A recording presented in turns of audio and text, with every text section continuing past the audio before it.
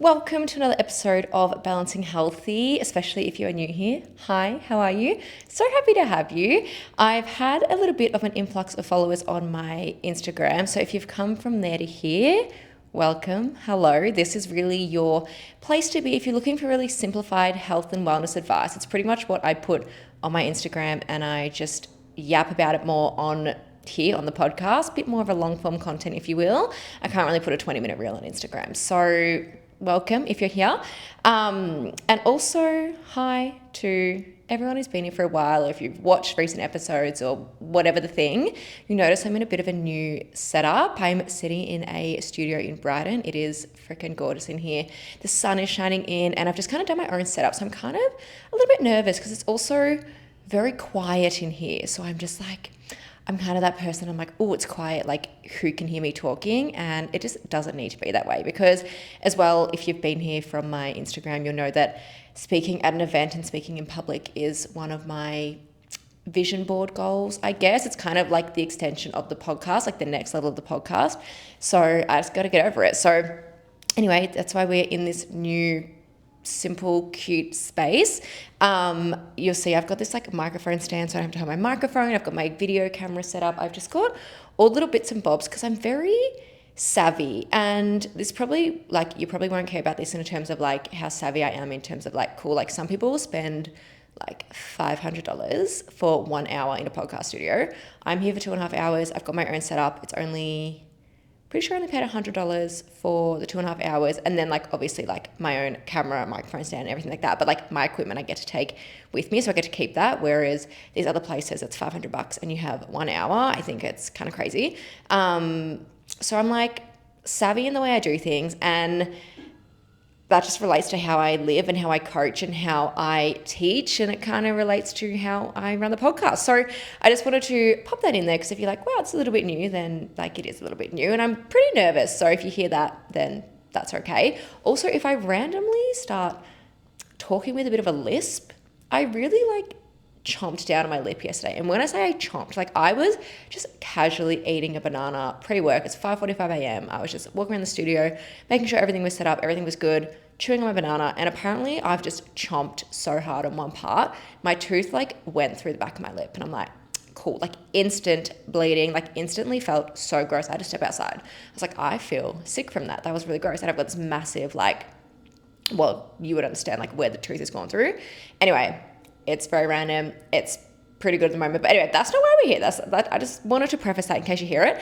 But today's episode, I'm talking to progress, and specifically the time that it takes to progress. And you can relate this to anything. Obviously, I'm talking in a health and wellness space because it's what I see the most with, you know, online clients, in-person clients. Like you hit a point where you're like, it's boring and progress is boring, and that's because it's meant to be boring to a certain degree. Like you cannot always be changing things up because basics work best, which is literally like I just prefaced at the start of this episode, like all the things I'm doing with the podcast, like basics work so fucking well for a reason. So the reason I wanted to talk to this is because I've had a couple of conversations lately with, like I said, online clients, and then there's also something that happened with in-person clients, and then like my own experience with this. So I'm gonna kind of like run you through a little bit. I've got my notes here as always. So I kind of relate it back to the compound effect, which if you listen to, I don't know how many episodes ago it was, I did an episode on the compound effect, which is basically like small little habits that you do over time that gradually add up and they compound into something bigger. And that is where the progress happens. Like it's pretty much exactly the same thing, but I'm just putting it into different terms for you. So if you need to listen a bit more about the compound effect and that side of things, go back. I think it's only 1, 2, 3 episodes back, I'm pretty sure. It's not far, so you won't have to scroll very far. But go and listen to that one. And then today I'm just literally going to dive straight into everything. So I'm going to go into my own kind of example first and then talking to the client examples, because my journey has been like literally coming up 8 years of when I started to lose weight. And like that was not that I've been losing weight for 8 years, that's cooked, but that was what started my health and wellness journey, if that makes sense. Like previous to that, I had never stepped foot in a gym. I knew nothing about nutrition. Like I was just not, there was no healthy habits. I didn't go for a walk ever. I was drinking a lot. I'm 29 now, so 8 years ago I was 21. So drinking a lot, like all the kind of things that you can imagine that potentially you're doing or you have done, and you're like, I want to come out of that place, and that's probably why you're listening to this. So that's just to paint the picture of me 8 years ago. I started like on my own, like weight loss journey. I just like started going to a group fitness place that like nothing you'd know. It was like a small family run business. It went fucking underground within a year. That's a whole story. I think I've mentioned it before. I'm like, it's a whole fucking story in itself. So yeah, anyway, I was doing that for a bit, and then I just like made like simple tweaks to my diet in that first kind of 8 months maybe it was. And that I kind of dropped 5 kilos on my own, I'm pretty sure, from there. But then, you hit that point where you're like, well, now I'm not progressing, so now what's the next thing? So for me, that looked like downloading MyFitnessPal and trying with tracking and everything like that. And again, if you guys have listened to me speak before about MyFitnessPal, and I love it, like I use it to track food, like it's perfect for that. But in terms of like when it gives you your calories, like if you're relying on MyFitnessPal calories to lose weight, whatever the goal is, I can guarantee you're going to put it back on, or you're going to have issues down the track. And this is where it came into for me. I think I spent about 3 or 4 years on it on my own before I got help, before I got a coach, before anything like that happened, before I actually got educated. Because what happened in this time, maybe it was 3 years, because I feel like 4 years is a long time. But what happened in this time was I downloaded MyFitnessPal.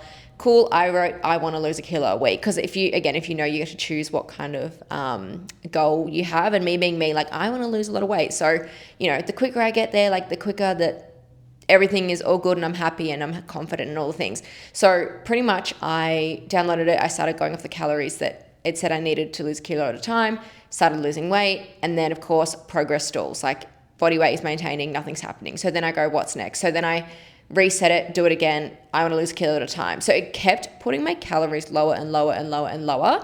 And then I actually did get some help with it. And then those coaches, I don't know if it was kind of like, not automated, it was real people, but I don't really know who was doing the calories and whatnot. Like there wasn't real coaching involved. They literally just set a training plan and set some calories. And I remember I said to them, like, I am exhausted, I'm this, I'm that, I'm all the things, like so hungry, like all the things. And their response was to drop my calories. So I was always this like lose weight. And the next thing, like if I wasn't progressing, then I had to drop the calories again. So this is gonna tie into something in a second, but pretty much that was me, my mindset of like progress has to be quick and it has to be fast. And when I hit the goal, then I'm good. And I'm like, this episode, I really want to highlight progress takes time, and there is progress in maintaining as well. So it was 2020. I'd actually officially hit a 30 kilo loss. And at that point I was like fucking miserable, like literally the most miserable I had been probably in my entire life. Like we were in lockdown, which was one thing, but I was eating 1,200 calories max a day. I had zero energy. I remember I was trying to do like 12 to 15,000 steps every day. I was fasting till 2 o'clock in the afternoon, so I wouldn't eat in the morning. I have found stories, like screenshots of stories I posted years ago, like around this time. It's coming up 6 years now, of me being like, it's 12:30 and I fasted all day and I've had 5 liters of water and like now I'm allowed to eat. Like that is so crazy. Like that is actually the shit that I used to do, and I was fucking miserable. And you can, like, if you're listening to that and you're going, how the fuck? Like I actually don't know how I did it, and that's why I was the true miserable. But it was that thing of like, I need to progress. So I hit that 30 kilo loss, and there was just this like, what is next? Like I literally had no idea. It's like, I'm miserable, I'm not happy, I'm not confident, I feel like shit, and what is next? So then I kept trying to lose more and more and more. Long story short, I just got so deep into the weight loss. I knew nothing about maintenance. I knew nothing about reverse dieting. I knew nothing about eating in general, like healthy eating. Like I was eating 1,200 calories and it was shit food. Like it wasn't actually quality whole foods, and wondering why I felt shit. So there is progress in, learning about nutrition. There's progress in learning your form of training. There is progress in, cool, you've lost some weight, and then you've actually got to maintain it. And the maintenance is the hardest part of it. So when I actually got my coach, it was probably 2 years after I was at this like deep point with food and restriction and everything. That's when I decided to actually hire someone good, like quality one-to-one. I dabbled with a few like kind of, not group, like it wasn't even a group coaching. It was just like I can't even explain it. Like, it was just not something that I really see offered today. But when I decided to go into that one-to-one, like, her thing was like, I'm teaching you maintenance and you're going to be eating more food. Because that was my dream at that point. I was like, I just want to be able to eat more food and not put on weight and not care and like be able to go out to eat and like do all the things. We literally spent, was it 1 or 2 years? It was a long time at maintenance and building up my calories so that I could eat like high foods. I could go out to eat and I wouldn't completely blow out or put on 5 kilos overnight, like whatever the thing is. Like, I could actually handle it. And that was the progress that I did not know I needed. And that is kind of, like I said, the kind of the highlight with today's episode. Maintenance is progress. And there is so much more to progress than losing weight, hitting a PB, losing centimeters, whatever kind of the thing is. And let's talk about it. So to go into a specific point as well, another specific point where I learned that muscle, like maintenance and building muscle is progress too. So like I said, that 30 kilos, all I knew was weight loss. I knew nothing about muscle, nothing about food, nothing about any of that.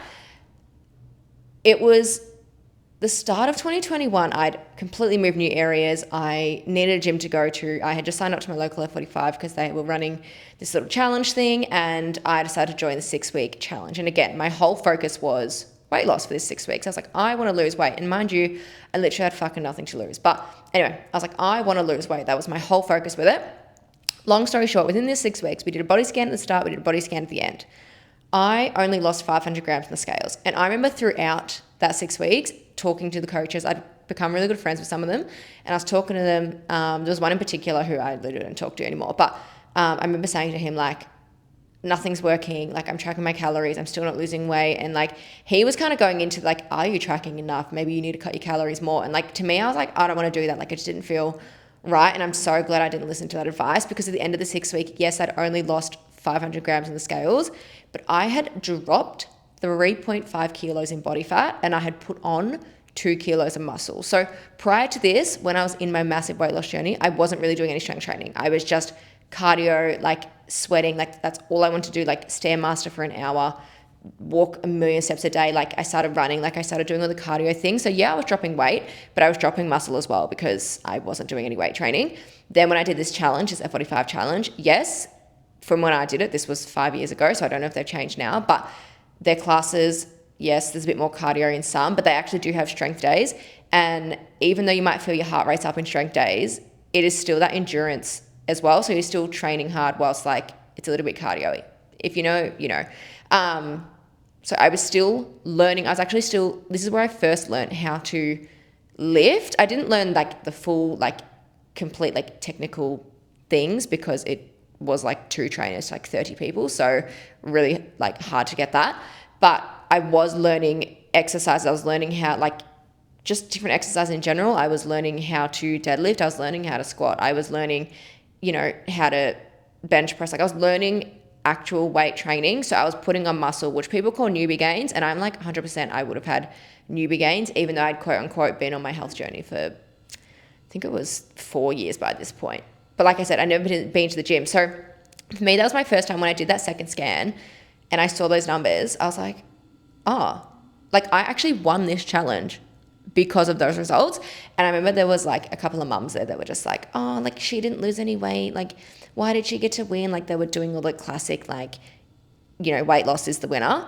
But I won that challenge having only dropped 500 grams of body weight because I had lost 3.5 kilos of fat and I'd put on 2 kilos of muscle. And that is what the overall thing is. So like if you've done it in body scan, like you have like a overall like number out of 100. So that had jumped the most out of anyone because of the muscle I'd put on. So I was more lean muscle mass now and less body fat. And like, I don't remember taking photos before and after because I wasn't really taking photos back then, but I wish I had because I'm like, I'm sure you'd be able to see it as well. And so that's something I want to highlight, that like the scales might not be moving, but you can still be making progress in ways that you literally don't even know. This is why I really highlight photos and measurements now. Like I said, I don't think I was taking any back then, but I wish that I was because I wish I had the difference from the start to the end. I wish I had the difference from the start even to now. Like I wish, like for context again, I lost 30 kilos, but where I'm at now, I'm kind of halfway in between that. So like technically you'd say I've only lost like 15 to 17 kilos, depending on what my body sits at the time. But again, my body composition is completely different. Like glutes are huge, like hamstrings are huge, like my shoulders, unreal. I fucking am obsessed with my upper body. Whereas looking back at the photos from when I was only 15 kilos heavier, like I literally, like it's a completely different human, completely different body shape. It's actually unreal. So photos and measurements always, and that is where your progress is. Now to go into more like the client examples, because this is where it will tie into more gym stuff and progressing that way. So a couple of things I want to talk about. Who do I want to go to first? A couple of weeks ago, I'm pretty sure last week before. Anyway, a couple of weeks ago, we had an in-person hot seat trainer coaching type situation at the studio that I work at. And one of the clients, she came in and she was it was literally like, ask the trainers whatever questions you have. And she said, I've been training for 8 weeks. She goes, I never did anything at the start. She goes, I wasn't doing anything prior to coming here. Been training for 8 weeks, not really seeing much progress, and I would love to know your thoughts on it. Like she wasn't like mad or anything. And a lot of people, which I thought was amazing, because a lot of people will hit that 8 weeks and go, I've not seen progress, you've not helped me, I'm giving up. But like her mindset, incredible, because she was just like, I'm not like mad, like I'm just like curious on your thoughts, like when do you think I'll start, like all the kind of things, which I thought was really, really cool. And a couple of the other trainers had their take on it, which is amazing. And then I actually said to her, I said, do you know what I think this progress, the coolest part of this progress, which 100%, this is for anyone who is new to the gym. I said to her, I've only just started training her again. Not again, like I've just started training her. So I didn't know her when she started. And I said to her, you've just told me that you were doing nothing. You weren't lifting any weights. Like it was all new to you. I'm like, when I see you in class, I see you lifting a barbell.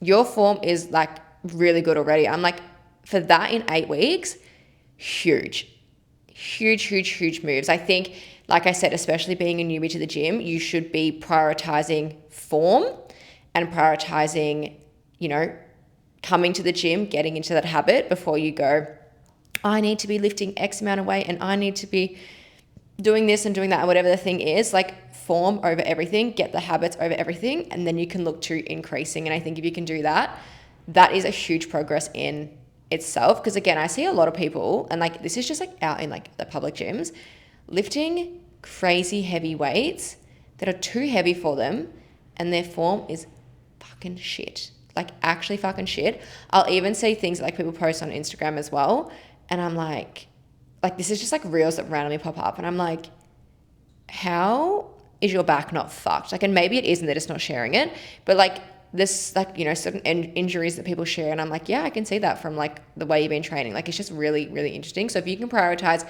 the time to learn, and this is where being a newbie is so incredible, because if you can prioritize starting that training habit, like simple movements, like if you have a coach, like for example, if I have someone who's new, really working on like basic program, like I'm talking like we're just doing a couple of machines, couple of dumbbells, that's all you need. And we're working on just getting you to the gym, and we're working on you just eating more. And each week I'll teach you something new. Maybe it's like, how can you add more protein to this? Maybe it's you need some more veggies in this. Maybe it's this week, let's focus a little bit on water. Like gradually teaching you all these things. Newbie gains will be your best fucking friend. If you can start with strength training and eating more foods, eating more protein, fruits and veg, your body will transform quicker than what you ever could imagine. Like I've been doing this for, God, how many years now? A long time. So it's harder for my body to change because she's already, like it's already done the work. So like I couldn't just go in with like my basic program and like basic things that I do. Like I need to actually push it that little bit harder, go to the next level, because my body is so used to where it's currently at, which is probably more than what you would be currently used to as a newbie, if that makes sense. So it's really about like looking at what is your current goal and how can we look at the different types of progress, not always use the scales. Like I said, scales mean jack shit. And sometimes they are amazing. Sometimes we need to look at them and they are incredible for data, but they actually can mean jack shit in the grand scheme of things. So really wanted to highlight that client example, going from nothing to using barbells. Form is really good within 8 weeks. And I'm like, cool, now we can actually focus on like really pushing heavy weights and getting you nice and strong. And then we can look at nutrition as well. Like just for her to think no progress, and for me to go, well, actually you've done this, incredible. And I never got over that feeling, and I have to do it all the time with clients, whether it's online, in person. Like, so often I hear I'm not progressing, and then I can find something that's making, like, that is your progress. So something to keep in mind. Something else I did write in here as well is I always say the weights won't go up heaps in the first 1, 2, 3 months. Pretty much what I just said, because you're focusing on the form, and that is your progress in itself. So looking at, like I said, am I feeling good? You know, potentially has oh my God, I can't talk. Potentially, like, no longer in pain in certain areas. Like, a lot of the time, a new client will come to me with lower back pain. We'll work on certain things. It might be opening up the hips more, doing more glute exercises. Typically, if you are a desk worker, you're sitting at your desk all day. Typically, I find glutes and hamstrings are quite weak. Quads are quite tight. So looking at strengthening glutes, hamstrings, really rolling out your quads, getting them a good nice stretch, that can alleviate someone's back pain so quickly. Like, literally, like I said, within like 2 or 3 months, they'll come in and be like, I get no pain anymore. I remember someone specifically, this was ages ago, she was like, I'm struggling with gardening. She loves gardening. I fucking can't stand gardening, for one thing, if you want to know that about me. Can't stand it, but she was like, I love gardening, and like, I can barely like bend down and like, you know, pull the weeds, whatever she has to do. And within a couple of months, again, newbie, we just worked on simple basic things, strengthening glutes, core, hamstrings, those kinds of things. And she's like, oh my God, like one time she came in, she's like, oh my God, Sarah, I was in the garden for 2 hours and zero pain. She goes, even like the next day, zero pain. And I'm like, that's incredible. Like, that is a huge progress in itself. So always little things to think about with that. But yeah, like I said, once you've worked in the form, it's nailed. It's going to make it so much easier to go up in weight, because you've nailed those fundamentals and those basics first. Another conversation that I had with one of my online clients, actually, she came to me at the start of the year. Yeah, so we started on the 5th of Jan. Yeah, so start of the year. And, you know, she's tried, you know, previous coaches, previous programs, like things like that. Like, she's tried a lot over time, and then she just found me, literally messaged me that same day and was like, let's get started. And I was like, yeah, cool. I actually found with her, based on her, like, she applied for Balancing Her, which is my group membership program. That sounds so weird. Group membership. We do run challenges and stuff, but it is an ongoing thing, so you can literally join at any time. The way around that is like we do like monthly check-ins, monthly calls, monthly meetups. You've got training programs, nutrition, all the kind of things. But then based on what her onboarding was and what we spoke about in the call and in her form and everything, I was like, this girl I feel like needs some more support. So I actually suggested she come and do one-to-one coaching instead of Balancing Her. Main difference is everything else is kind of still the same, but we have that in-depth weekly check-in. So every single week in depth, like, she can message me more, like really use me for support. And it was only last week she, I can't remember who messaged who first, but she pretty much opened straight up to me and she was like, Sarah, I've been scared to message you because I'm not making any progress. And I was like, hang on a sec. Like, it's literally been like a month, if that, at the time of recording. It's like literally, if that. I was like, have a look at what you're doing and have a look at what you were doing before we started. Like, little things like, you know, just going to the gym for like a walk on the treadmill. Little things of like, you know, meal prepping even. Like, she's someone that, like, she hates meal prepping, but I'm like, it's going to help you so much. So like meal prepping, you know, adding some more protein, some fruits and veggies to thing. I'm like, you weren't doing that before you started. So that's progress in itself, but also you're paying me to help you, like, use me, like, get my support. Like, there is never no progress happening unless you are literally doing the exact opposite of what I'm telling you to do. There is never no progress happening. And like I said, it's this newbie, it's this maintenance phase, it's the learning phase. And this is what I said to her, it's a learning phase. There's a lot, like, we've got to learn more about each other and, you know, how I coach and how, like, what you need from me and things like that. But also learning in terms of like me teaching you gradually things about nutrition, things about your training, like finding a routine that's going to work for you. And like, we have to talk more. Like, that's the whole point of this one-to-one. Like, you are here for the support. So use that support and use me to guide you, and never think that I'm going to be not ashamed. I'm going to be judgy if there's like quote unquote no progress, because I guarantee you I will always find the progress, because that is something, like, things that I've had with previous coaches as well. It's just been like, you know, they're always looking for the bad thing. And I'm like, let's actually look for the good thing and celebrate that, and then go, okay, now what can we do next? Like, what's the next step here? So that's what I wanted to touch on in terms of that. And again, progress being made. You think there's none, but I guarantee there's always something. And that's what I said to her. I'm like, you hired me for a reason. And I say this to everyone, like, you hire a coach for a reason, and I wish I could do the work for you, but I cannot. So unless, like I just said, if you're doing the complete opposite of what I've suggested, like, you can't be going backwards. But you also need to lean into it and use the plan that has been put in place. Again, some of the most successful stories that I've shared, that I've got like clients, it's literally, they've just done exactly what I've told them to do. Like, they take the feedback on like that. And I'm like, you're paying me for a reason. I can give you the best plan. You just have to do it. And you'll literally get the results you've been waiting for. And again, I've got posts on Instagram. I've got all the kind of things, all the kind of stories, but progress can be in many forms. And it's something that I might wrap this up here actually. It's like I'm pretty sure I'm through all my notes. But again, just to give you some examples. So it could be, you know, you're building muscle and losing fat. So the scales might not be moving. So take those photos and measurements. That's a way that you're going to check in with yourself every month. So you're going to do it every 4 weeks. It's what I do with my clients. You're going to check in every month and you're going to see progress in that way. It could be potentially, like I said, you've never been to the gym and you've gone in and you are going 1-2 times a week potentially. And you're like, oh, cool. Like, deadlifts feel really good now. Like previously, because deadlifts, guys, if you remember being a newbie to a deadlift, or if you currently are a newbie to a deadlift, there is like 10,000 cues, right?